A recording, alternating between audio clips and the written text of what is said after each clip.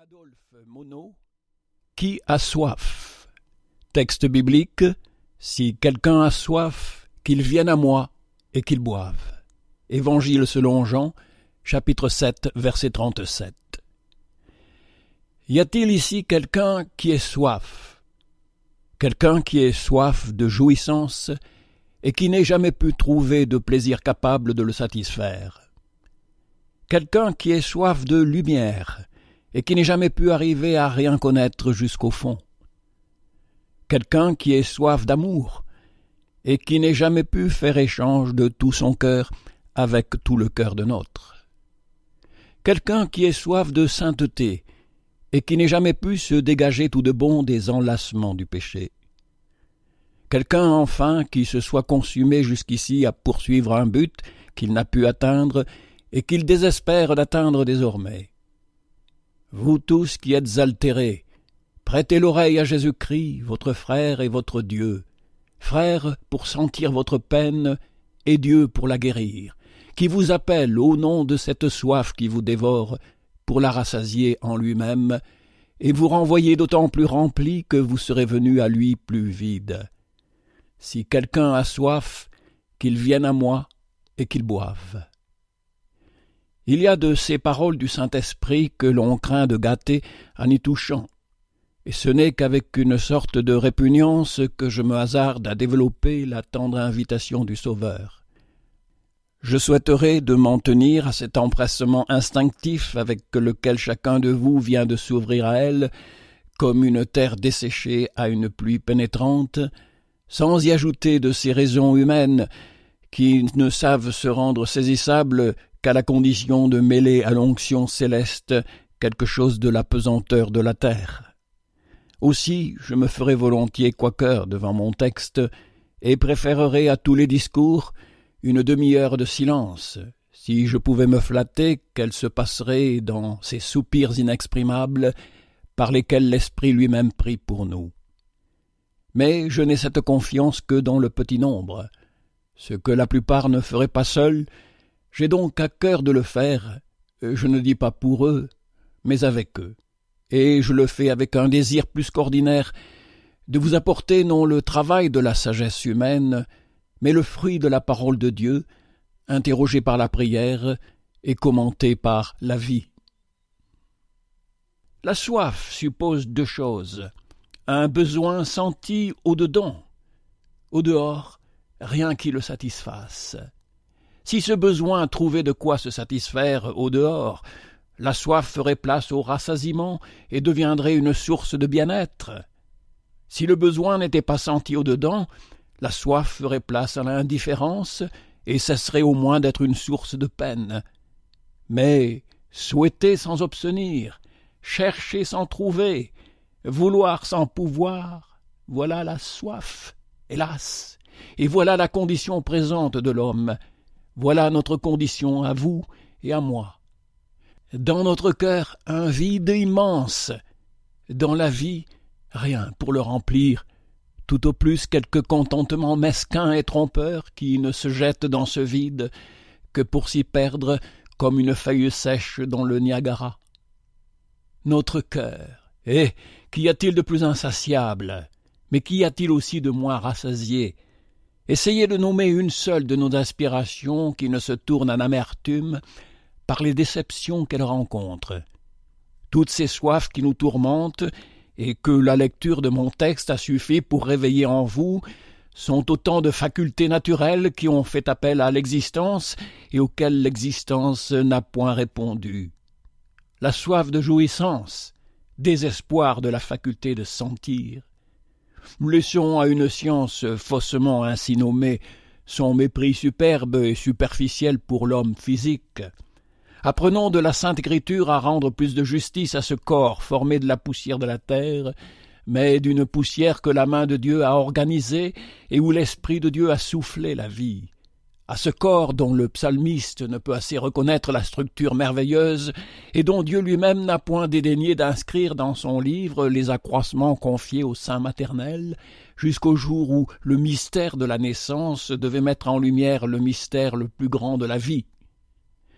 Dans les plans d'un créateur dont la bonté s'étend à toutes ses œuvres, les organes de ce corps, domicile et instrument de l'esprit, ne devaient être que des moyens de légitime jouissance et d'une activité heureuse autant que salutaire. Que deviennent-ils en réalité? Je veux qu'ils ne soient pas mis au service de la douleur par la maladie ou par les accidents, c'est-à-dire par ce bel ordre de la création, ou minés sourdement ou subitement brisés.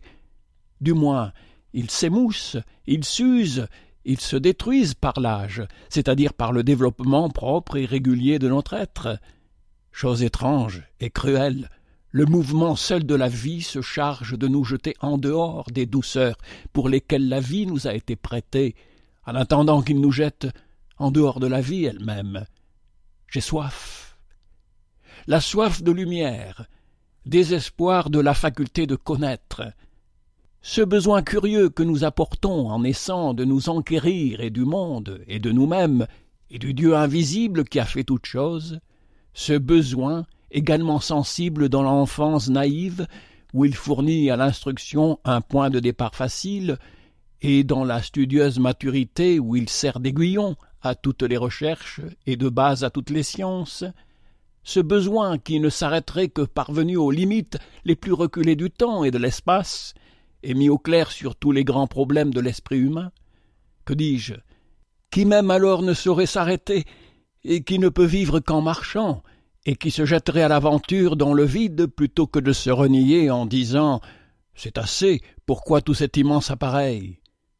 Pour aboutir enfin à savoir le peu que nous savons, vous ou moi, pauvres créatures bornées, en avant par la faiblesse, et en arrière par la fatigue, à droite par la brièveté du temps, et à gauche par les nécessités de la vie, de tous les côtés par une invincible ignorance, ou tout au plus en cas d'exception rare, inouïe, séculaire, pour aboutir à savoir ce que c'est un Aristote, un Jérôme, un Anselme, un Descartes, un Leibniz, c'est-à-dire un homme qui s'est un peu plus instruit que les autres de son ignorance, en usant son génie et son travail en efforts stériles pour se rendre compte, je ne dis pas du mystère des perfections divines, ou des taches qui noircissent le soleil, mais de ce qui se pense au-dedans de lui-même ou du brin d'herbe qui pousse à ses pieds.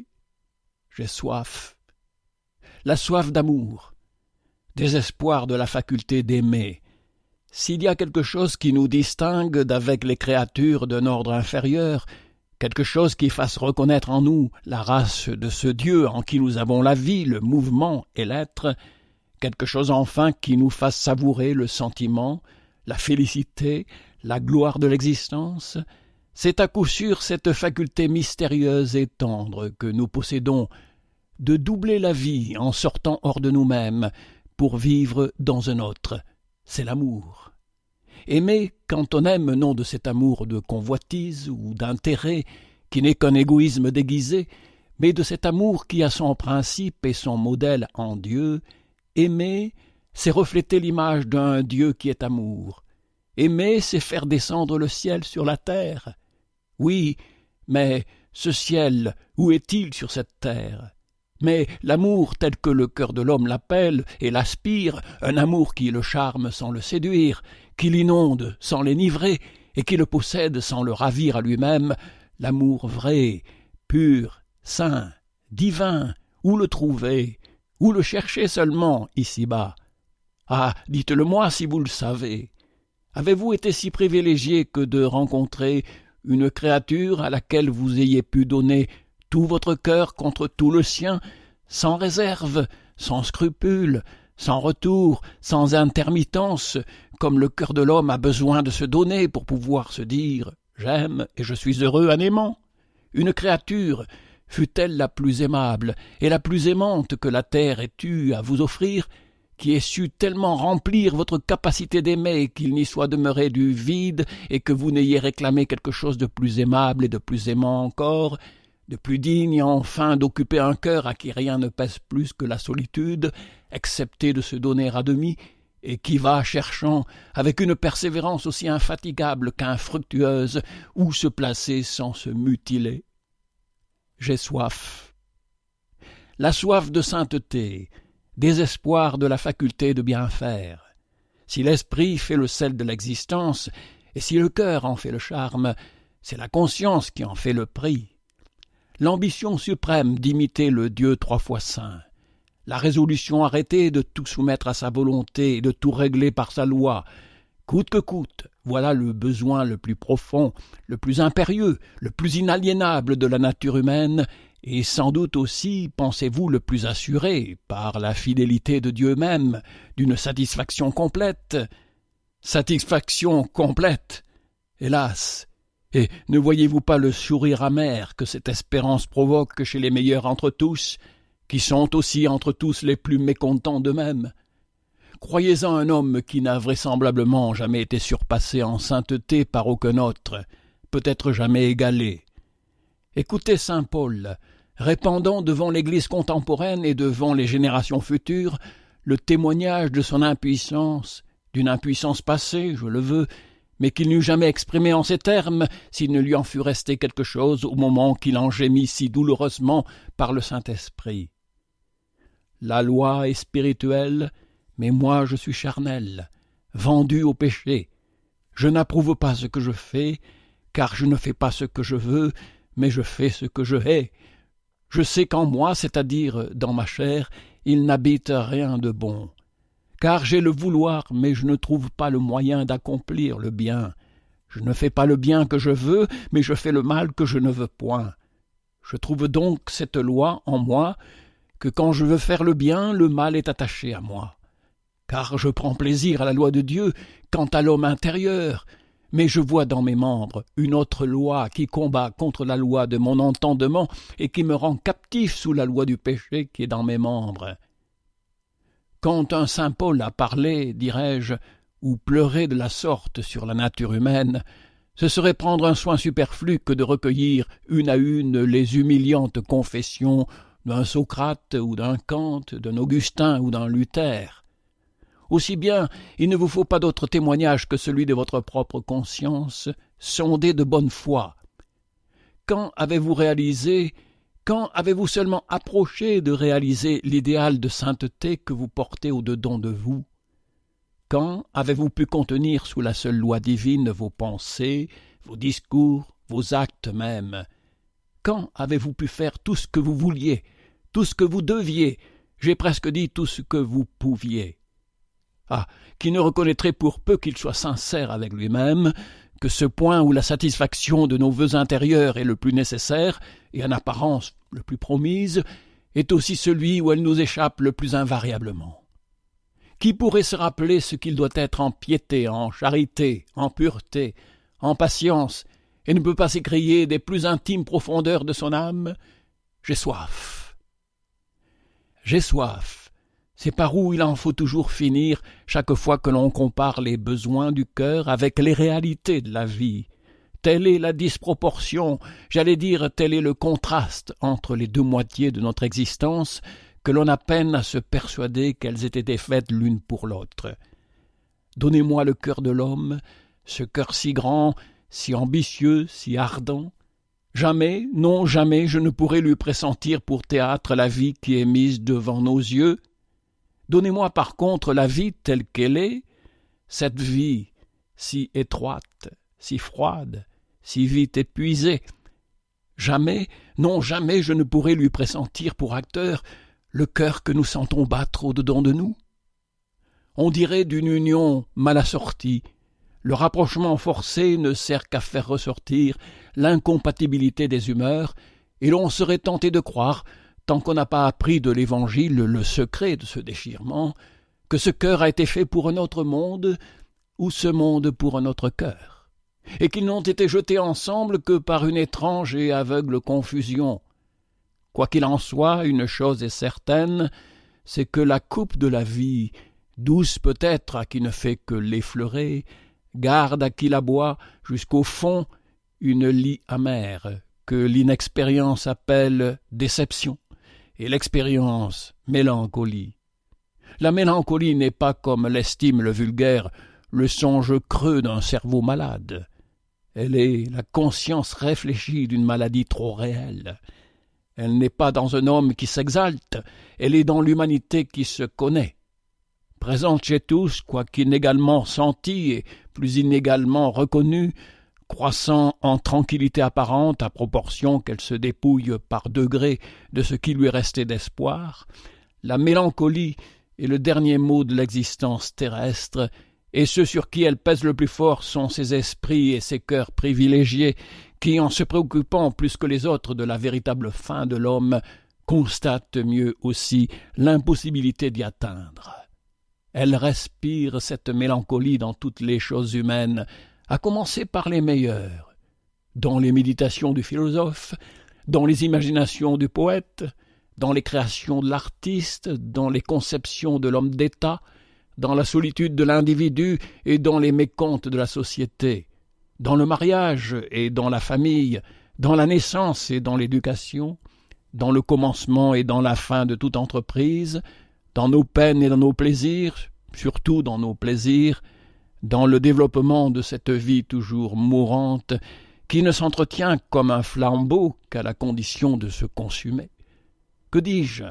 Elle respire dans la nature elle-même, dans l'animal qui se lasse, dans la fleur qui se penche, dans la feuille qui tombe, dans l'eau qui s'écoule, dans le jour qui décline, dans la saison qui se renouvelle, enfin dans tout cet échange incessant dont se compose le mouvement des êtres, se déplaçant les uns les autres, se succédant les uns aux autres, se nourrissant les uns des autres. Ne prenez pas ce langage pour l'élégie de la vie. Ce n'en est pas l'élégie, ça n'est l'expérience. La fiction poétique se fait en sens inverse. Elle embellit la vie avant de l'avoir connue et sourit à une peinture dont le monde réel n'a pas fourni les couleurs. Trouvez-moi un cœur qui s'attende encore à la vie pour le satisfaire. Ce sera, je vous le dis à l'avance, quelque jeune adolescent faisant ses premiers pas dans la vallée et y cueillant sa première fleur, quelque jeune ami des arts rêvant son premier chef-d'œuvre, quelque jeune troubadour chantant son premier poème, ou peut-être quelque jeune couple favorisé coulant sa lune de miel. Eh bien, jeunesse aimable, jusque dans vos illusions, allez, faites vos expériences puisqu'elles sont encore à faire. Mettez le dehors d'accord avec le dedans, si vous le pouvez. Rassasiez votre œil de voir et votre oreille d'entendre. Contentez jusqu'au bout la curiosité de savoir qui vous travaille. Découvrez l'objet unique qui doit répondre de tout point à votre besoin d'aimer. Réalisez l'idéal moral auquel aspire votre homme intérieur. Trouvez enfin le bien que votre cœur demande, et l'ayant trouvé, fixez-le, faites cela, et puis venez me démentir. Je vous attends. Mais nous, hommes faits, nos expériences sont faites. Eh bien, nous ne trouvons rien qui les dépasse dans le début si profondément triste, mais non point profondément vrai de l'Ecclésiaste, et nous disons avec lui « Vanité des vanités, tout est vanité. J'ai regardé tout ce qui se fait sous le soleil, voici, tout est vanité et rongement d'esprit. J'ai considéré toutes les œuvres que mes mains avaient faites, et tout le travail auquel je m'étais occupé en les faisant. Voici, tout est vanité et rongement d'esprit. Alors, j'ai haï cette vie, et je me suis dégoûté de tout ce qui se passe sous le soleil, car tout est vanité et rongement d'esprit. Nous avons demandé et n'avons point obtenu. Nous avons crié et on ne nous a point répondu. Nous avons soif. Tout ce que nous avons jeté dans le vide de notre cœur n'a fait que l'agrandir. Tout ce dont nous avons essayé pour étancher notre soif n'a servi qu'à l'irriter. Nous avons soif. Non seulement la vie ne nous a point rassasiés, mais nous ne comptons plus sur elle pour nous rassasier jamais. Nous avons si bien connu qu'elle n'a pas ce que nous réclamons, que nous ne lui demandons plus. Nous avons soif. Pour prix de toutes nos recherches et au bout de tous nos soupirs, nous voici, le cœur altéré et béant, devant une existence qui n'a cessé de nous faire illusion que pour cesser de nous contenter, nous avons soif, toujours soif, de plus en plus soif. Cette contradiction perpétuelle entre le cœur et la vie est intolérable à la longue. S'y reposer est impossible, il en faut sortir à tout prix. Pour en sortir, l'homme n'a que le choix de ces deux moyens. ou découvrir une vie qui s'élève au niveau du cœur, ou, si cette vie n'existe pas, abaisser le cœur au niveau de la vie. Abaisser le cœur au niveau de la vie, voilà le moyen vulgaire auquel on recourt les 9/10 du genre humain. Le cœur est trop grand pour la vie, qu'à cela ne tienne, on remettra le cœur à sa place, on le comprimera jusqu'à ce qu'il sache régler ses exigences sur les dons de la vie, comme on taille le branchage trop luxuriant d'un arbre jusqu'à ce qu'il s'aligne dans les charmilles de Versailles, ou comme le barbare Procuste raccourcissait la stature de ses victimes de tout ce qui dépassait celle de son lit. Notre être physique a une faculté de sentir, capable de jouissances douces autant que délicates, mais qui ne trouve pas de contentement digne d'elle dans les choses de la terre. Eh bien, il faut se contenter à moins et réduire l'admirable machine de notre homme naturel aux proportions de la bête qui se renferme dans la satisfaction de ses besoins et de ses appétits. Notre esprit a une faculté d'interroger et de connaître, qui ne se lasse jamais de chercher et qui ne découvre nulle part ici-bas le lieu de son repos. Eh bien, il faut sevrer cette curiosité importune, détourner la soif de l'étude dans l'ardeur des spéculations commerciales ou les discussions politiques et exercer notre intelligence trompée à tourner sur elle-même sans fin ni fruit comme le malheureux écureuil condamné à s'étourdir sans relâche par le mouvement immobile de la roue qui lui sert de cage. Notre cœur a une faculté d'aimer que les meilleures des créatures ne font qu'hériter par l'impuissance où elles sont de la satisfaire.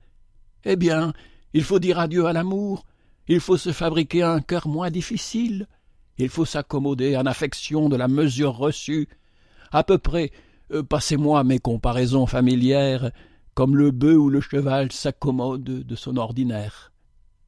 Notre conscience a une faculté de sainte obéissance qui ne connaît rien de trop haut pour son vol sublime, mais qui ne peut tenter de prendre son essor sans se heurter à chaque pas, ou contre les pièges cachés dans le fond de l'âme, ou contre les suggestions du malin, ou contre les exigences d'une société corrompue. Eh bien, il faut lui couper les ailes, il faut faire son deuil d'une perfection chimérique, il faut se résigner à vivre comme vit tout le monde, et prendre son parti avec soi-même, pourvu qu'on évite les égarements d'une sensualité grossière, d'une avarice sordide, d'une progalité folle ou d'un égoïsme sans pudeur. On ne se dit pas tout cela à soi-même, mais on agit dans cet esprit. On ne se propose pas ce but ignoble, mais on y tend par un vague instinct, hélas, et l'on finit par y atteindre. Ainsi se forment, je devrais dire, se déforment des hommes auxquels il ne manque plus pour être hommes que d'être hommes. Des hommes qui se dépouillent insensiblement de l'image de Dieu gravée au-dedans d'eux pour se faire à celle de la race déchue au sein de laquelle ils se trouvent jetés, des hommes qui ont su, comme ils le disent, se faire une raison, dites plutôt une ration, et qui ne retiennent de sentiments, de curiosité, d'amour, de sainteté que ce qui est à la hauteur des choses, de ces choses dont ils devraient être les maîtres et dont ils se sont faits les esclaves. C'est déjà un spectacle assez douloureux que celui d'un seul homme qui a consenti à se mutiler de la sorte, mais que dire de toute une race qui se serait résignée à faire sur elle-même cette honteuse opération? Et pourtant, quel autre tableau présente le monde que le mouvement perpétuel et infini d'une multitude qui s'est arraché le cœur pour s'arranger avec la vie? Que s'il s'élève au sein de cette multitude quelques esprits d'élite qui aiment mieux garder leur soif, avec tous les tourments qu'elle leur cause, que de s'en débarrasser en s'anéantissant, ceux-là même peuvent-ils se flatter de porter cette noble résolution jusqu'au bout? En est-il un seul qui soit absolument à l'abri de l'abaissement général, un seul qui ne se soit en quelque mesure amoindri pour se prêter à la coutume, à l'exemple, à l'opinion, à la nécessité, en un mot, à ce qui est parce qu'il est? N'accablons pas la nature humaine, elle est plus digne ici de pitié que d'indignation. Encore une fois, la force des choses entraîne, oblige le cœur et la vie à se mettre d'accord. et il ne nous reste d'autre ressource que d'éteindre graduellement notre cœur dans l'atmosphère étouffante de la vie, à moins que nous ne connaissions quelque moyen de renouveler au contraire la vie par le foyer du cœur. Au lieu d'abaisser le cœur au niveau de la vie, élever la vie au niveau du cœur. Voilà ce conflit terrible, la seule solution digne de nous, parce qu'elle est la seule capable de nous satisfaire sans nous humilier. Mais cette solution est-elle praticable? Elle l'est car elle doit l'être. Elle l'est car quelque chose en nous le dit de la part de Dieu. Elle l'est car Dieu nous le déclare par l'organe de son Fils, cet autre lui-même. Si quelqu'un a soif, que doit-il faire? Étouffer sa soif? Non, mais lui donner un libre cours et la satisfaire en Jésus-Christ. Si quelqu'un a soif, qu'il vienne à moi et qu'il boive. Il y a donc, grâce à Dieu, il y a une vie qui répond pleinement à tous les besoins du cœur humain, rendue à ses instincts les plus élevés. Cette vie est en Jésus-Christ, d'où elle se communique à nous par la foi. De tous les hommes que notre terre a nourris, quel est celui qui a offert dans sa personne l'exemple, disons mieux le type le plus accompli de la paix et de l'harmonie intérieure? Vous avez répondu, Jésus-Christ homme. C'est le nom que saint Paul donne au Fils de Dieu contemplé dans l'humble perfection de sa nature humaine. Cette paix, cette harmonie suppose que le cœur de Jésus-Christ homme, à la différence du nôtre, avait trouvé une vie qui lui répondait de tout point. Cette vie, quelle était-elle? Ce n'était pas la vie terrestre. À ne voir que la vie terrestre, Jésus-Christ homme est celui de tous les hommes en qui la rupture que je viens de signaler entre les besoins du dedans et le contentement du dehors a dû être à la fois la plus complète et la plus sensible. Car nul autre n'eut le cœur aussi grand. Pour nul autre la vie ne fut aussi amère. Jésus-Christ, que Pilate a plus fidèlement dépeint qu'il ne pensait lui-même en disant aux Juifs « Voici l'homme », Jésus-Christ n'est pas un homme seulement, il est l'homme, le plus homme des hommes, l'homme en qui l'humanité se résume tout entière et porte ses caractères distinctifs à leur plus haute puissance. Toutes les parties de son être, conscience, cœur, esprit, corps même, ont dû être pourvues d'une aptitude et d'une délicatesse exquise qui, tout en l'ouvrant plus qu'un autre aux douceurs, oserais-je dire aux jouissances pour lesquelles l'humanité normale est formée, le livrait plus qu'un autre aussi aux sentiments des amertumes et des privations réservées à l'humanité déchue. Aussi, quand ce Fils de l'homme, touchant au terme suprême où tout va être accompli pour lui et par lui, laisse échapper ce soupir annoncé depuis 1000 ans par les Écritures divines, « J'ai soif ». Il exprime, faut-il le dire, plus qu'un besoin matériel que satisferait un peu d'eau recueillie sur le sein de notre pauvre terre. La soif physique de Jésus est l'emblème d'une soif tout autrement amère et profonde qui travaille tout son être humain. Soif de félicité, soif de lumière, soif d'amour, soif de sainteté, toutes les soifs qui nous consument concentrent en lui leurs ardeurs, et nul n'éprouva jamais un besoin égal au sien, ni de jouir de l'existence sans mélange, ni de contempler la vérité sans ombre, ni d'aimer et d'être aimé sans réserve, ni de goûter la communion de Dieu sans nuage. Cette soif des soifs est-elle apaisée? Hélas, une éponge trempée de vinaigre, voilà tout ce que le divin crucifié obtient dans son agonie de la miséricorde de ses bourreaux. L'Écriture l'a prévu dans le même endroit. Ils m'ont donné du fiel pour mon repas, et dans ma soif ils m'ont abreuvé de vinaigre. Psaume 69. C'est que ce fiel, ce vinaigre, est à son tour l'emblème de la réponse que fait la terre à la soif qui dévore le Fils de l'homme. À sa soif de félicité, elle répond par cette coupe qu'il ne peut voir approcher de ses lèvres sans se rejeter en arrière en s'écriant « Père, s'il est possible, fais que cette coupe passe loin de moi. » À sa soif de lumière, elle répond par ces ténèbres qui voilent la face du soleil. « gage mystérieux de ces autres ténèbres qui couvrent, dans cette heure obscure, les plans de la justice divine et au sein desquels le Fils de Dieu lui-même a peine à se retrouver. Ne cache point ta face arrière de ton serviteur. Mon cœur est agité, la lumière même de mes yeux n'est plus avec moi. À sa soif d'amour, faisant appel à une terre maudite par le sacrifice expiatoire de soi-même, elle répond, cette terre ingrate, par l'indifférence qui se détourne de la victime, par la lâcheté qui l'abandonne, par la perfidie qui la trahit, par la haine qui la condamne, par la fureur qui l'égorge. Ils ont percé mes mains et mes pieds.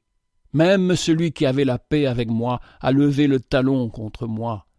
J'ai attendu quelqu'un qui eût compassion de moi, mais il n'y en a point eu, et des consolateurs, mais je n'en ai point trouvé. Que s'il se réfugie enfin dans le sein de son Dieu et de son Père, à sa soif de sainte communion avec son Dieu et son Père, elle répond par ses péchés sans nombre ni mesure dont elle se décharge sur sa tête innocente, qui appelle sur lui toutes les vengeances célestes et qui pèse d'un poids insupportable sur la prière même de son âme. Mes iniquités ont surmonté ma tête, elles se sont appesanties au-delà de ce que je puis porter. Mon Dieu, pourquoi m'as-tu abandonné, t'éloignant de ma délivrance et des paroles de mon rugissement? Mais si la vie terrestre de Jésus-Christ homme irrite sa soif au lieu de la satisfaire, quelle est-elle encore une fois cette autre vie qui le désaltère, qui l'abreuve, qui l'inonde de paix et d'harmonie? Cette autre vie est celle qu'il contemple dans le psaume 16, succédant à sa résurrection d'entre les morts. Tu me feras connaître le chemin de la vie, celle que le Père lui promet dans Ésaïe pour prix de sa vie terrestre sacrifiée. Après qu'il aura donné sa vie en expiation, il prolongera ses jours. Celle enfin par laquelle l'apôtre nous explique le secret de son renoncement à la vie et à la gloire de ce monde. Portons les yeux sur le chef et le consommateur de la foi, Jésus qui, en échange de la joie qui lui était proposée, a souffert la croix, ayant méprisé la honte, et s'est assis à la droite du trône de Dieu. Au travers de la vie terrestre, rendue transparente par la foi, Jésus découvre une vie de second plan où le jour de demain va le faire entrer. Une vie qui a été faite pour son cœur, comme son cœur a été fait pour elle. Une vie que sa soif n'a qu'à attendre pour être rassasiée à souhait. S'il a soif de félicité, voici dans cette vie nouvelle un rassasiement de joie en la présence de Dieu et à sa droite des plaisirs pour jamais. S'il a soif de lumière, voici tous les voiles levés et la plénitude de la vérité divine resplendissant en lui et pour lui. S'il a soif d'amour, voici la troupe de ses rachetés, lui rendant amour pour amour, et répétant entre eux et avec les saints anges la leçon d'amour qu'ils ont apprise de lui. S'il a soif de communion avec Dieu, voici le Père comblant le Fils de sa dilection ineffable et la sainte volonté du Père s'accomplissant par le Fils dans la création affranchie et renouvelée. Qu'à la soif du Fils de l'homme crucifié, la terre ne réponde que par le fiel et le vinaigre. Regardez un peu plus haut, un peu plus loin, et vous allez voir le ciel lui répondre par ses canaux ouverts, se déchargeant à plein bord dans la capacité divine du Fils de l'homme, que les douleurs de la chair et le sacrifice de la croix n'ont tourmenté que pour l'agrandir. Voilà celui qui vous dit, à vous qui avez soif aujourd'hui, comme il a eu soif, si quelqu'un a soif, qu'il vienne à moi et qu'il boive. Cette vie éternelle au sein de laquelle il reforme l'harmonie de son existence que la vie de la terre a brisée, ce n'est pas pour lui seul qu'il l'a conquise, c'est pour ces pauvres créatures déchues qui ont gâté la vie et troublé la terre par le péché. Qu'elles croient seulement en lui, qu'elles se jettent sans réserve entre les bras de ce Fils de Dieu devenu le Fils de l'homme pour les racheter, qu'elles ne veuillent savoir autre chose que Jésus-Christ et lui crucifié, d'autre justice que son obéissance, d'autre expiation que son sacrifice, d'autre salut que sa grâce, mais sa grâce toute gratuite, ça n'est assez pour qu'il partage avec elle tout ce qu'il a reçu du Père et qu'il leur communique au lieu de cette mort qu'elles ont méritée pour lui, cette vie divine qu'il a méritée pour elle. Aussi, dans le plus prophétique de tous les psaumes prophétiques que je viens de citer, à peine a-t-il commencé de se réjouir dans la délivrance que Dieu lui réserve après toutes ses douleurs, que, passant tout à coup de lui-même à ses frères, il leur garantit la vie de leur cœur dans la vie du sien. Votre cœur vivra à perpétuité. Promesse qu'il reprend en Saint Jean après 11 siècles écoulés. Parce que je vis, vous aussi vous vivrez. Celui qui a le Fils a la vie du Fils, la vie qui répond au cœur, la vie enfin qui est la vie. Que si cette vie est aujourd'hui cachée avec Christ en Dieu, il ne faut pour l'avoir mise en lumière qu'attendre à demain. Quand Christ, qui est votre vie, paraîtra, vous paraîtrez aussi avec lui en gloire. Là, et seulement là, vous trouverez de quoi étancher la soif qui vous consume dans la vie de Jésus devenue la vôtre. Vous avez soif de sainteté. Voici de quoi vous rassasier. Et qui pourrait troubler encore votre obéissance, le spectacle que vous avez sous les yeux. Vous avez hérité de nouveaux cieux et une nouvelle terre où la justice habite, sous l'empire de Jésus. Le tentateur, il ne saurait vous suivre où vous allez, et n'a plus rien en vous, parce qu'il n'a rien en Jésus. Votre corruption propre, elle a fait place à l'Esprit de Dieu, vous remplissant dans cette mesure sans mesure qui est le partage de Jésus. Votre entourage, vous êtes dans la société des élus de la terre affranchis du péché, des anges du ciel qui ne l'ont jamais connu, que dis-je, dans la société de Jésus qu'adorent les uns et les autres, et auquel vous aurez été rendus semblables, parce que vous le verrez tel qu'il est. Pur comme lui est pur, saint comme lui est saint, un avec lui comme il est un avec le Père, vous n'êtes plus affamés et altérés de la justice que pour être rassasiés, que pour être remplis jusqu'à toute la plénitude de Dieu. Vous avez soif d'amour, voici de quoi vous rassasier. Vous n'avez pu trouver ici-bas la créature assez aimable et assez aimante pour répondre à la capacité de votre cœur, mais devant ce Fils de l'homme qui est dans le ciel, aimable jusqu'à faire les délices de l'amour éternel, aimant jusqu'à la mort et à la mort de la croix, la difficulté est toute contraire. Vous cherchez vainement en vous-même un cœur capable de contenir tout l'amour qu'il vous inspire et qui vous déborde de tous les côtés, sans parler de l'amour que vous inspire désormais, après lui et en lui, les créatures elles-mêmes sanctifiées et transformées à sa ressemblance. Au sein de cette famille céleste, dont nulle famille sur la terre ne peut donner l'idée, vous vivrez dans l'amour, vous vivrez d'amour et vous serez amour comme Dieu lui-même. Vous avez soif de lumière, voici de quoi vous rassasier.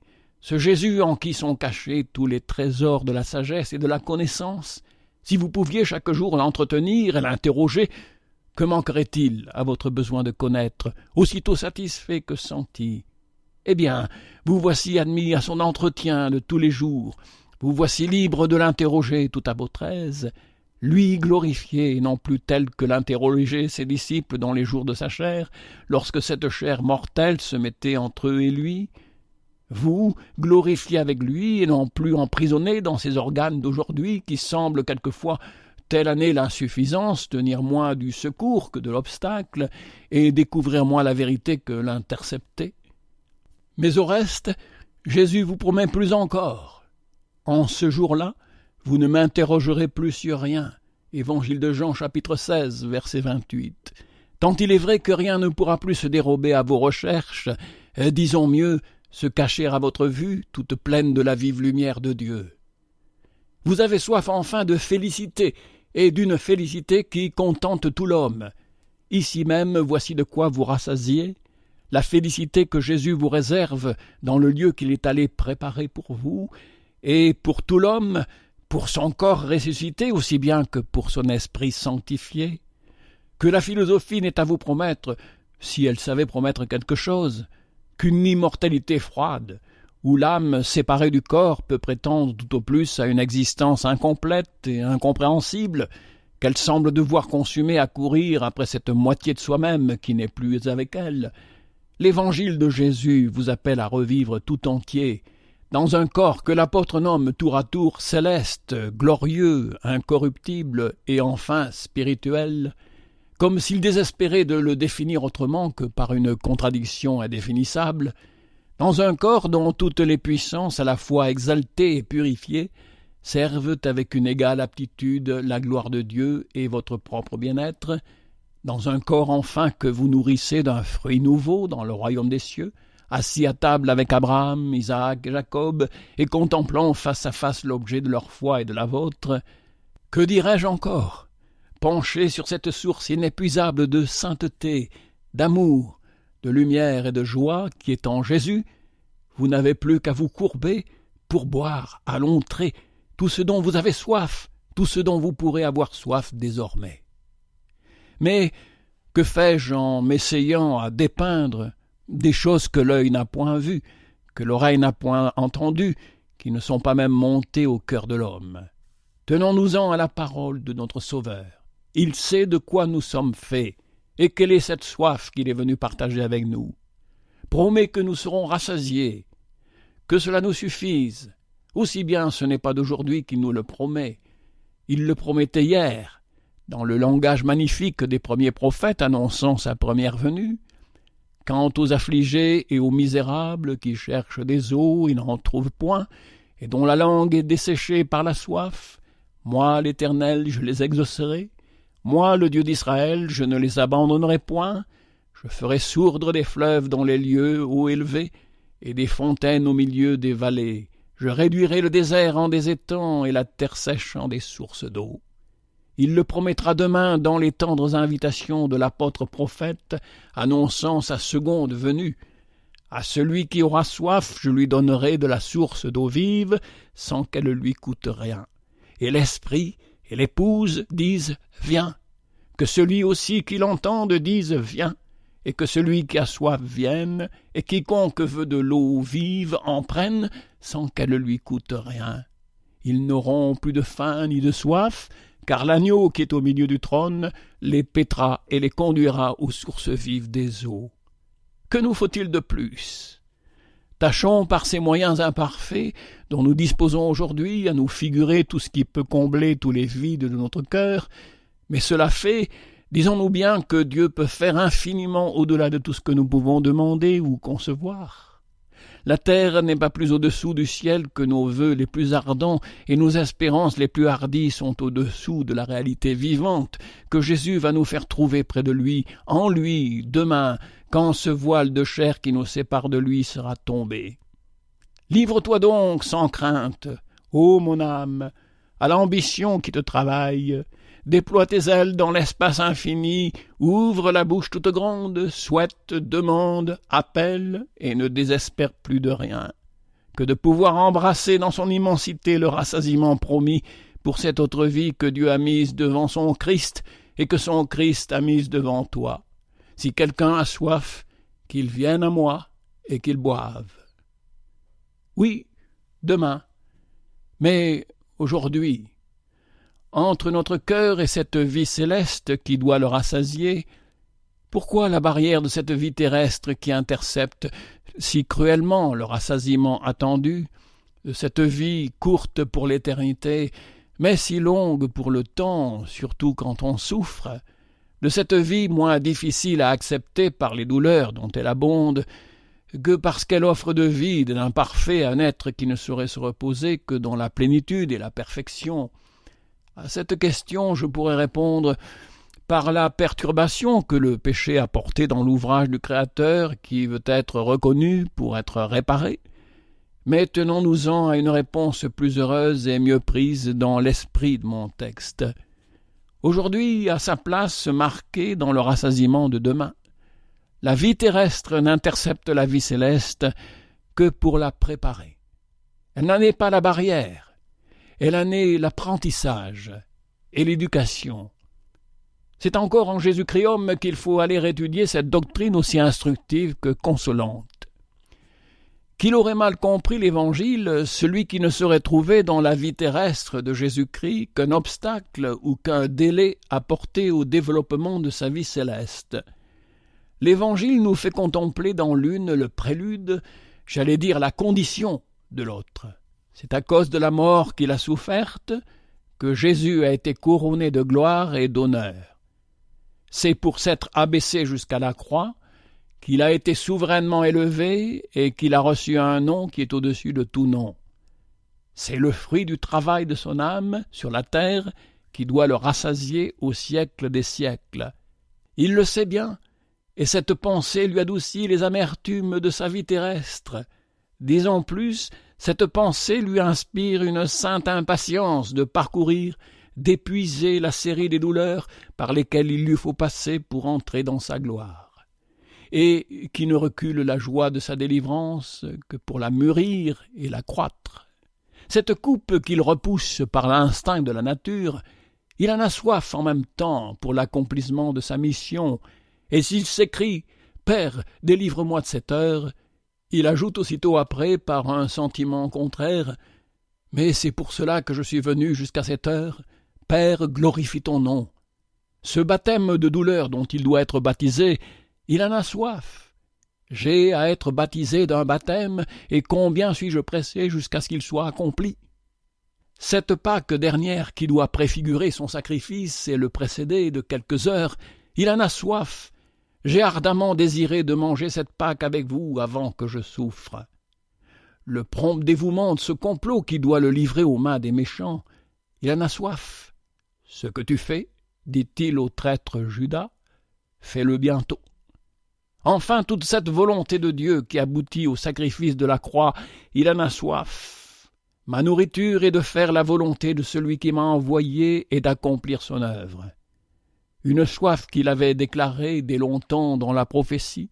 « Voici, je viens, il est écrit de moi au commencement du livre, mon Dieu, j'ai pris plaisir à faire ta volonté, et ta loi est au-dedans de mes entrailles. » Ainsi, en attendant de pouvoir rassasier sa soif dans la joie à venir, Jésus la rassasie dans les amertumes présentes dont cette joie est le prix.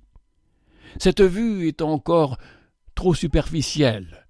Pénétrons plus avant dans la philosophie du plan divin, dont toutes les parties sont si merveilleusement liées entre elles. La joie céleste de Jésus-Christ homme n'est pas seulement le prix de son amertume terrestre, elle en est le fruit.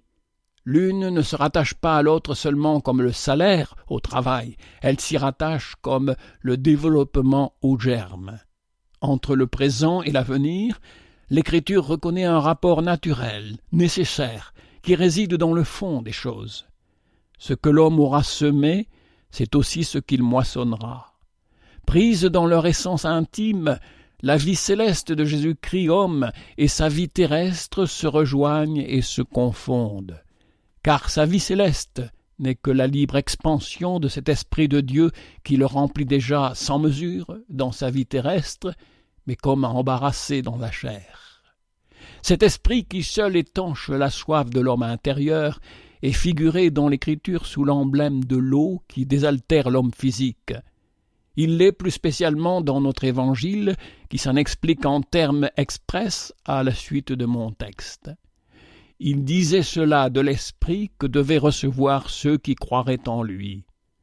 Plein de cet esprit, Jésus, qui réalise le premier dans sa nature humaine tout ce qu'il vient accomplir dans l'humanité, est tellement un avec son Père, tellement établi dans le royaume des cieux qu'il transporte le ciel sur la terre et vit dans l'éternité au sein du temps. C'est par là qu'il trouve à rassasier dès ici-bas les besoins de son cœur dans tous les événements de sa vie terrestre, vu en Dieu qui les a tous disposés l'un après l'autre, et parce qu'il n'en est point de plus propre à développer en lui la vie de Dieu que ce qui déchire la chair, comme pour ouvrir à l'esprit un plus libre passage. Il n'en est point aussi où il trouve à mieux étancher la soif dont il est pressé. L'esprit qui la rassasiera demain dans la gloire paisible d'en haut, la rassasie aujourd'hui jusque dans la lutte terrible, mais victorieuse qu'il livre à la chair. Tel maître, tel disciple, pour nous aussi la soif irritée d'aujourd'hui et la préparation nécessaire, l'éducation paternelle qui doit aboutir à la soif rassasiée de demain. Pour nous aussi, les tentations par lesquelles il faut que nous soyons attristés pour un peu de temps, afin que l'épreuve de notre foi nous tourne à louange, à honneur et à gloire en la révélation de Jésus-Christ, sont mêlées d'une joie ineffable et glorieuse. Pour nous aussi, la vie céleste commence dès ici-bas, par cet esprit dont Jésus inonde nos cœurs, comme une terre sèche d'un fleuve d'eau vive. La vie spirituelle est déjà la vie céleste, mais cette vie voilée par les choses visibles, et la vie céleste est encore la vie spirituelle, mais cette vie dégagée des choses visibles. Cela est si vrai que l'Évangile a un même nom pour ces deux vies, la vie éternelle, qui se commence sur la terre pour se poursuivre dans le ciel, et par laquelle celui qui vit et croit en Jésus-Christ ne mourra jamais. Pour nous donc aussi rien de perdu, rien d'ajourné par les épreuves de la vie. C'est dans les larmes que se sème le germe précieux dont le fruit doit se recueillir un jour avec chant de triomphe. La croix est le seul chemin de la gloire, et les plus pesantes croix en sont les chemins les plus courts. Une fois pénétré de cette doctrine de l'Évangile, disons mieux, une fois animé de cet esprit de Jésus-Christ, une âme chrétienne goûtera une sorte de joie dans les déceptions, dans les privations, dans les douleurs de la vie, parce qu'elle sentira au-dedans d'elle une soif nouvelle, que ces déceptions, ces privations, ces douleurs contentent à leur manière. Elle apprendra à dire avec l'indomptable Paul « Je prends plaisir dans les infirmités, dans les injures, dans les nécessités, dans les persécutions et dans les angoisses pour Christ. » Et avec le tendre Ézéchias, « Seigneur, c'est par ces choses-là qu'on vit, et dans tout ce qui est en ces choses consiste la vie de mon esprit. » Oh, quelle lumière, quelle gloire, quelle félicité coule de ces hauteurs spirituelles sur la vie terrestre. Dire que toute chose conspire désormais au bien de ceux qui aiment Dieu, c'est dire beaucoup sans doute, mais ce n'est pas dire tout ce qui nous est ici révélé. Ce ne sont pas seulement les peines de la vie qui sont converties en épreuves salutaires, c'est le caractère même de la vie entière qui est transformé, et, si vous voulez me passer l'expression, qui est transfiguré. Désormais, au lieu d'apparaître comme un tant bien que mal, qu'on accepte à peine en entendant mieux, la vie terrestre apparaît comme aussi parfaite dans son genre que la vie céleste l'est dans le sien. Car de préparation, d'éducation pour la vie céleste, on n'en saurait imaginer de mieux adapté que la vie terrestre, et en la dépouillant de ce qui irrite aujourd'hui notre soif, on la dépouillerait de ce qu'elle a de meilleur pour nous rassasier un jour. La vie terrestre se rapporte à la vie céleste, à peu près comme l'Ancien Testament au Nouveau. L'Ancien Testament paraît étrange, incohérent, parfois cruel, jusqu'à ce que le Nouveau soit venu non abolir, mais accomplir. Ainsi, la vie céleste venant accomplir et non abolir la vie terrestre, y répand l'ordre, l'harmonie et la paix. Dans cette consolation offerte à tous, saisissez la part plus large qui vous en revient, ô vous que consume une soif plus ardente encore et moins satisfaite que celle qui tourmente les autres. Cessez de vous croire les enfants déshérités du Père céleste. Il ne tient pas à lui que vous ne soyez ses enfants privilégiés, les plus conformes à l'image de son Fils. Avec plus de foi et d'amour, vous ne trouverez pas une de vos amertumes qui ne vous offre un rassasiement anticipé. Voici un pauvre serviteur de Jésus-Christ qui, étendu depuis des années sur un lit oisif et douloureux, ne voit finir des jours de souffrance que pour faire place à des nuits d'insomnie. Eh bien, c'est le moyen que Dieu a choisi pour mieux rassasier sa soif de joie. Avec un corps sain et une vie douce, il aurait échappé à bien des peines, je le sais, et Dieu le sait mieux que moi. Mais il aurait perdu des occasions précieuses de se préparer. Je devrais dire d'être préparé par l'épreuve, par la patience, par la prière. Que savons-nous? Peut-être aussi par le contraste aux sentiments plus vifs d'une félicité plus profonde. Voici, nous tenons pour bienheureux ceux qui ont souffert, dit Jacques. Mais ceux qui souffrent aujourd'hui seront demain ceux qui ont souffert. Ah, mon frère, iriez-vous murmurer aujourd'hui de ce qui fera demain votre louange et votre cantique? Et vous, ma sœur, vous êtes consumée intérieurement du besoin doux et terrible d'aimer et d'être aimé. Nul n'eût apprécié plus que vous les consolations du foyer domestique, et ces consolations vous ont été refusées. Vous voici seul et affligé. Refusé, mais par qui? Par une fatalité aveugle? Non, mais par une providence paternelle. Et pourquoi? Pour vous priver de ce qu'on prodigue aux autres? Non, mais pour vous enrichir entre tous. Croyez-le bien, Dieu a pourvu à quelque chose de meilleur pour vous, en vous réduisant à chercher votre plénitude dans son amour et à borner en lui seul jusqu'aux désirs les plus légitimes, les plus nobles, les plus inaliénables de votre nature. Si vous la possédiez, cette vie de famille que vous avez tant souhaitée, peut-être tant enviée, vous y gagneriez des joies qui vous manquent, cela est vrai, des joies auxquelles les peines qui en dépendent n'ôtent rien de leur douceur profonde. Quiconque s'est aimé vous l'accordera encore. Mais vous y perdriez une discipline miséricordieuse qui doit vous exercer par un renoncement sans réserve à un amour sans partage. Vous tous, hommes de douleur, indigents, malades, mélancoliques, délaissés, vous vous plaignez. De quoi? D'avoir été mis au rang de ces bienheureux qui pleurent, de ces pauvres qui sont les plus riches, de ces faibles qui sont les plus forts? Écoutez-moi, je veux dire, écoutez-vous vous-même. Voudriez-vous sur l'heure échanger avec les favorisés de la vie? Essayez de supplier Dieu de tout votre cœur comme Jabez, de vous garantir tellement du mal que vous soyez sans douleur? Qui sait? Peut-être à force de persévérance, votre prière sera exaucée comme le fut la sienne. Mais non, vous n'oseriez prier comme a prié Jabez, qui n'avait pas comme vous connu l'Évangile, ni comme vous reçu le Saint-Esprit. Vous trembleriez à la pensée de vous retrancher les épreuves que vous a ménagées un Père, qui ne contriste pas volontiers les fils des hommes. Tant le fond de votre propre cœur est d'accord avec moi, je veux dire avec Jésus-Christ. Courage donc, enfant chéri, enfant préféré, marqué comme tel par la soif qui vous dévore, les yeux fixés dans la foi de Jésus sur la joie qui vous est proposée. Bénissez dans l'esprit de Jésus toutes les douleurs qui vous en ouvrent le chemin, tout en cueillant avec liberté, avec amour, avec bonheur, la moindre fleur, fût-elle seule et toute petite, que Dieu fera croître sous vos pas dans votre vallée de larmes. Alors vous repassez par les expériences étonnantes que le désert de Juda fait faire à David sur cet autre désert qui est dans son cœur. Après avoir commencé par vous écrier avec lui « Mon âme a soif de toi, ma chair te souhaite en cette terre déserte, altérée, sans eau », vous trouverez dans la vie divine quelque chose de supérieur à tous les maux de la vie humaine, comme à tous ses biens. Ta grâce est meilleure que la vie. Puis le véritable emploi de la vie terrestre se révélant à vous par degrés, je te bénirai durant ma vie, vous finirez par éclater en chant de triomphe, comme en dépit de vous-même et de tout ce qui vous environne. Mon âme est rassasiée comme de moelle et de graisse, et ma bouche te loue avec un chant de réjouissance. Psaume 63.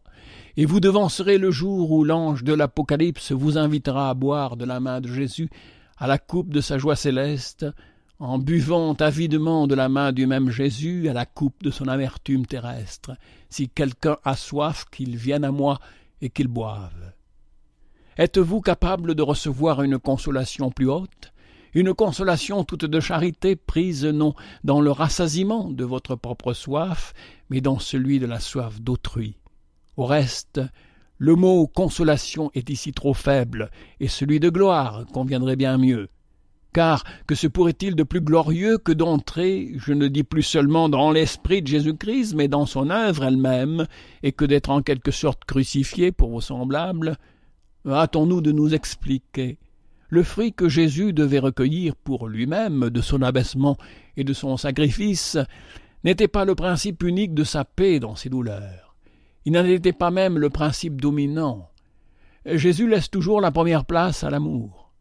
Après la gloire de son Père, dont il était venu manifester le nom aux hommes, ce qui le préoccupait le plus, c'était le salut de ceux que le Père lui avait donnés du monde, et sans lesquels il semblait que ni sa gloire ni sa félicité ne pouvaient être entières.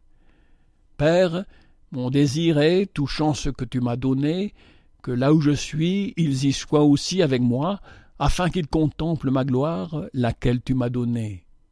Cette soif mystérieuse que nous lui avons reconnue pour son baptême d'amertume, pour sa Pâque d'adieu, pour la coupe de Gethsémane et pour le sacrifice de Golgotha, elle se résolvait, n'en doutez pas, en soif pour le rassasiement des siens. Qui saurait dire la part que nous avions dans son dernier cri de détresse « J'ai soif », que fut aussitôt sa dernière parole de paix, tout est accompli. Un jour viendra où tout sera accompli en gloire, comme tout fut accompli alors en douleur, et où le premier usage que Jésus fera de cette gloire nouvelle sera d'offrir à la soif des siens un rassasiement éternel. Tout est accompli, je suis l'alpha et l'oméga, le commencement et la fin. À celui qui aura soif, je lui donnerai de la source d'eau vive, sans qu'il lui en coûte rien. Rien à nous, non, mais à lui, que ne lui en a-t-il pas coûté? N'importe, un cœur tel que le sien goûte sur la croix, je ne sais quelle douceur amère par le sentiment de n'y rien souffrir qui ne nous sauve et de n'éprouver de tourment que ce qu'il en épargne à ses rachetés. Arrière toute pensée de participer à l'œuvre expiatoire de Jésus, sur ce sol réservé au seul Fils de Dieu, quel pied d'homme, d'ange, de créature pourrait s'aventurer sans folie et sans impiété? Mais si nous ne pouvons à aucun degré, ni dans aucun sens souffrir pour sauver les hommes, nous pouvons souffrir du moins pour les amener au Sauveur, et c'est une manière assez glorieuse pour d'indignes pécheurs tels que nous d'être crucifiés en faveur de leurs frères. Saint Paul ne l'a point dédaigné, que dis-je?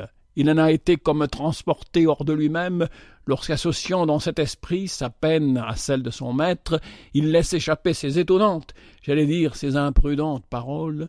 Je me réjouis maintenant en mes souffrances pour vous, et j'accomplis le reste des afflictions de Christ en ma chair pour son corps qui est l'Église.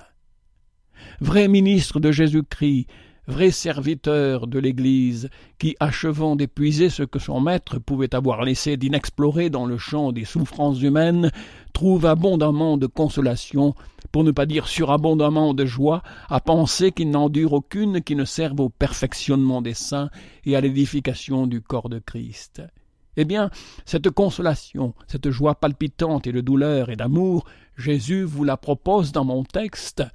Confiant en votre charité, à peine vous a-t-il promis de rassasier en lui votre propre soif. Si quelqu'un a soif, qu'il vienne à moi et qu'il boive, qu'il vous permet encore de rassasier vous-même celle des autres. Celui qui croira en moi, des fleuves d'eau vive découleront de son sein. Une fois déjà, il avait fait les mêmes promesses dans le même rapport. Celui qui boira de l'eau que je lui donnerai n'aura jamais soif, mais l'eau que je lui donnerai deviendra en lui une source d'eau jaillissante en vie éternelle. Tendre parole que notre évangéliste converti en prophète nous montrera plus tard réalisée dans la scène touchante qui termine l'Apocalypse. Quiconque a entendu l'invitation de l'esprit et de l'épouse, viens, dira aussi, viens à ceux qui ne sont pas venus encore, et nul ne montera à la source de vie qui ne tende la main à ceux qui le suivent pour les y faire monter à leur tour. N'est-ce pas, dans un autre ordre de bienfaits, le même sentiment qui inspire saint Paul lorsqu'il exhorte à celui qui dérobait autrefois, travaillait de ses mains, pour avoir de quoi donner à celui qui est dans le besoin? Dans la nature comme dans la grâce, il y a plus de bonheur à donner qu'à recevoir, et c'est le propre de la charité évangélique de ne rien tant savourer dans le plaisir de recevoir que le privilège de pouvoir donner. La soif de Jésus rassasié vous a instruit à chercher en lui cette vie spirituelle qui doit rassasier la vôtre. Eh bien, que votre propre soif rassasiée donne à d'autres la même leçon pour les conduire, non à vous, mais à celui qui vous a rassasié et qui les rassasiera à leur tour, venant à lui dans la foi. Cette leçon, remarquez-le bien, sera d'autant plus persuasive que votre soif aura été plus ardente et votre rassasiement plus laborieux. Si vous êtes de ceux que Dieu semble avoir choisis pour en faire les exemples d'une soif que rien ne saurait éteindre, si vous avez vu tomber à vos côtés, coup sur coup, tout ce qui faisait le plaisir de vos yeux, pour demeurer à la fin seul sur la terre, si une sombre mélancolie s'emparant de vous dès le début de la carrière a rongé votre cœur, paralysé vos forces, ruiné vos desseins et troublé toute votre vie, si enfin votre douleur est continuelle et votre plaie incurable, votre soif étanchée dans de telles conditions, comme elle peut l'être, comme elle doit l'être, comme elle le sera si vous êtes fidèle, fera voir clairement qu'il ne faut désespérer de rien avec Jésus-Christ, qu'il paraisse alors sur le théâtre de la vie, quelque autre, altéré, qui cherche des eaux et n'en trouve point, et qui, après des efforts longs et infructueux, soit près de succomber en perdant courage. Un nom, à défaut de celui du Seigneur qu'il n'a point appris à connaître encore, un nom viendra se placer entre lui et le désespoir. Ce nom sera le vôtre. Il se dira en vous contemplant, « Cet homme a été aussi altéré que moi. Quelle affliction au dehors, quelle longueur au dedans lui a manqué? Que de larmes n'a-t-il pas versé? Que de combats n'a-t-il pas eu à livrer? Que de fois n'a-t-il pas été tenté de croire tout perdu? Et pourtant, le voici délivré, content, serein. Pourquoi n'arriverais-je pas au même résultat si je prenais le même chemin? S'il se dit cela, et s'il fait comme il dit, n'aurez-vous pas été pour ce malheureux d'aussi près que possible ce que Jésus-Christ a été pour vous? N'aurez-vous pas été, dans la mesure des facultés humaines, crucifié pour lui? Je ne sais ce que cette supposition dit à votre cœur, mais elle fait tressaillir tout le mien. Mettez à ma place dans cette chair, et devant ce texte, un homme de douleur, à qui une tristesse profonde aura fait un besoin plus qu'ordinaire de saisir Jésus-Christ, par un sentiment plus qu'ordinaire du vide du cœur humain. Un homme qu'une longue carrière d'amertume aura doublement préparé pour vous parler de soif et de rassasiement, en rendant à la fois ses discours plus pénétrants quand il décrit l'une et son exemple plus persuasif quand il savoure l'autre. Un homme qui aura été élu de Dieu pour servir de signe à ses frères, comme autrefois un Ézéchiel par les plis de son âme et par les combats de sa vie. Avec quelle onction touchante un tel homme ne se fera-t-il pas jour dans vos cœurs? Et quand il aura gagné quelqu'un de vous à Jésus-Christ, combien ne trouvera-t-il pas sa croix plus légère en découvrant que Dieu la lui avait donnée à porter pour vous? Achevez donc, âmes altérées et desséchées, achevez d'étancher la soif qui vous dévore, par l'espérance d'étancher celle d'autrui. Venez, et que l'on apprenne de vous qu'il n'est personne dont Jésus ne puisse rassasier la soif, ayant rassasié jusqu'à la vôtre. Venez, et que toutes vos douleurs, tour à tour senties et apaisées, instruisent ceux qui vous entourent, et des besoins qui sont en l'homme, et des richesses qui sont en Dieu. Venez, et si Dieu vous a mis au rang de ces crucifiés dont il a voulu faire des types visibles de soif et de rassasiement, laissez-vous crucifier avec abandon, avec joie, avec amour, tour à tour rassasiés et rassasiants, recevant gratuitement pour donner gratuitement.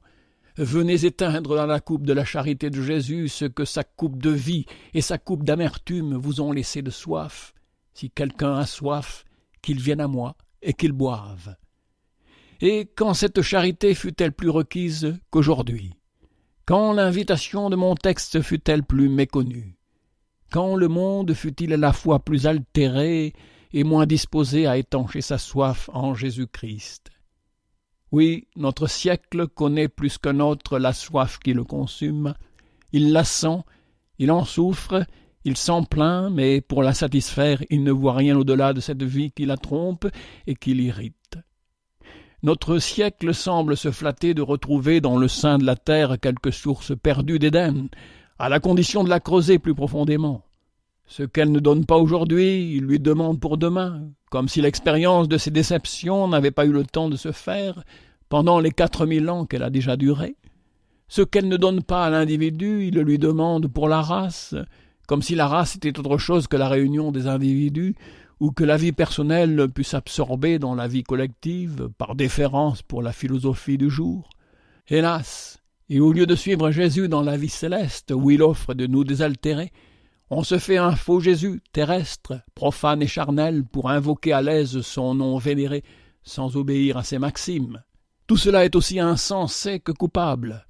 On a beau tourner et retourner la terre dans tous les sens, on ne lui fera jamais donner que ce qu'elle a. Et elle n'a pas. Je vous le dis, elle n'a pas de quoi étancher la soif de notre cœur. Éden lui-même, y put-on revenir, ne l'a pas. Sa vie enfantine et naïve ne suffirait plus au cœur de l'homme ouvert à la science redoutable du bien et du mal. Il lui faut une vie plus mûre, plus mâle, plus sérieuse, plus baptisée d'eau et de sang, et Jésus seul peut la lui donner, hier, aujourd'hui, éternellement. Qu'on le sache bien, ce que Jésus dit à l'individu, il le dit aussi au siècle. Si quelqu'un a soif, qu'il vienne à moi et qu'il boive. Si donc il y a un siècle qui a soif, s'il y a un siècle qui a sondé la plaie de l'humanité, s'il y a un siècle qui prétend résoudre le problème social, s'il y a un siècle appelé à recueillir un passé fécond en instruction pour préparer un avenir chargé de bienfaits, s'il y a un siècle agité, haletant, travaillé, fatigué, mais grand dans sa mission, mais ardent dans ses espérances, mais indomptable dans ses entreprises, s'il y a un 19e siècle, qu'il cesse de présenter sa soif aux 4 vents des cieux, qu'il désespère de ses théories, qu'il fasse silence, qu'il courbe la tête, qu'il vienne à Jésus et qu'il boive.